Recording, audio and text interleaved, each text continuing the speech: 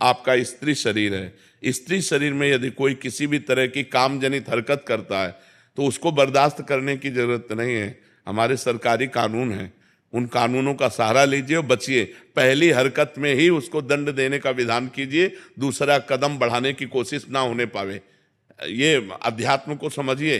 अध्यात्म का आंतरिक विषय अलग है और बाह्य विषय अलग है। व्यवहार का विषय, जैसे आपका स्त्री शरीर है और आपको कोई छेड़ रहा है, आप कह दो क्षमा, तो दूसरी बार पकड़ लेगा वो आपको। और कानून इस समय भारत की स्त्रियों के प्रति बहुत सपोर्ट में है, बहुत सपोर्ट में है। बहुत सुंदर सुंदर कानून बने, दुरुपयोग न करें।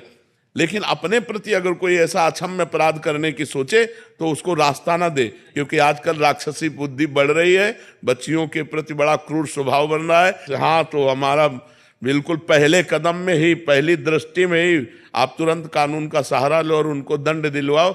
ये ऐसे लोग क्षमा के पात्र नहीं होते। एक डर सा बन जाता है महाराज जी कि हमारे परिवार को कोई विक्षेप ना कर दे या ऐसा। जो होगा देखा जाएगा।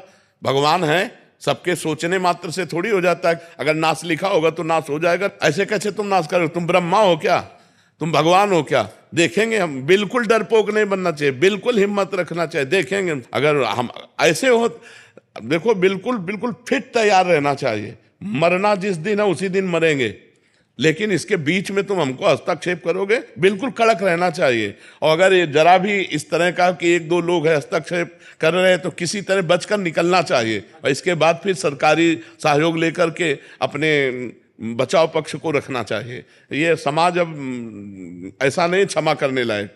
अब नए नए बच्चे बहुत उद्दंड होते चले जा रहे हैं, बहुत उद्दंड, नशा करने लगे हैं, गंदी बातें देखते हैं मोबाइल में और उसी का प्रयोग प्रैक्टिकल करना चाहते हैं।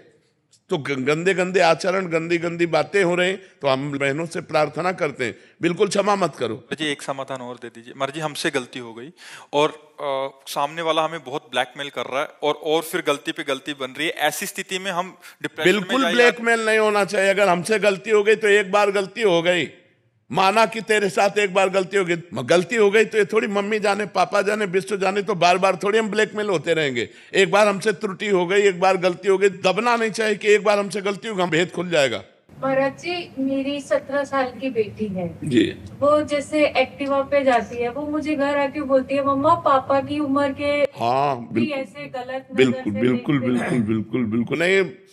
आजकल उम्र करने सबकी बुद्धि भ्रष्ट है। जो भगवान से बिलग है, जो धर्म से बिलग है, जो अध्यात्म से बिलग है, भरोसे लायक नहीं 80 वर्ष का भी।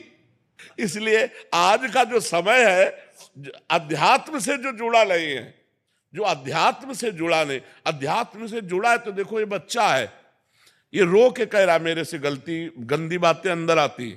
अध्यात्म से जुड़ा है तो सभा में छोटा बच्चा है, कह रहा मेरे अंदर गंदी बातें आती है। और अध्यात्म से ना जुड़ा हो तो इतनी बात कैसे कह सकता है? अध्यात्म के बिना जुड़े पशुता नहीं जाती, आसुरी प्रवृत्ति नहीं जाती।